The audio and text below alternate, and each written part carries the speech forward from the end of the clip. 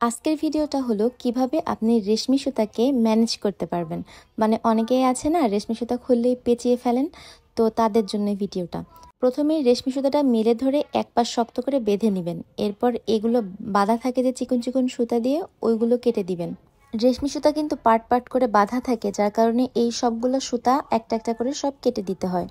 সব সুতাগুলো কাটা হয়ে গেলে তারপর রেশমি সুতার যে কোনো এক পাশ থেকে পুরোপুরি কেটে ফেলবেন। ভিডিওতে আমি যেভাবে দেখিয়েছি এভাবে আপনি পুরোপুরি এক পাশ থেকে কেটে ফেলবেন। কাটার পর আমরা আগে যেখান থেকে বেঁধে রেখেছিলাম ওইখান থেকে আমরা বাঁধনটা খুলে যতটুকু প্রয়োজন ততটুকু নিব এবং বাকি অংশটা আবার পুনরায় শক্ত করে বেঁধে দিব এবং গিরাটা আমরা এভাবে দিব যাতে পরবর্তীতে আমরা আবার খুলতে পারি। একবার বাঁধার পরে আবার আমরা সুতোগুলোকে অ্যারেঞ্জ করে মাঝ বরাবর থেকে আরেকবার বেঁধে নিব।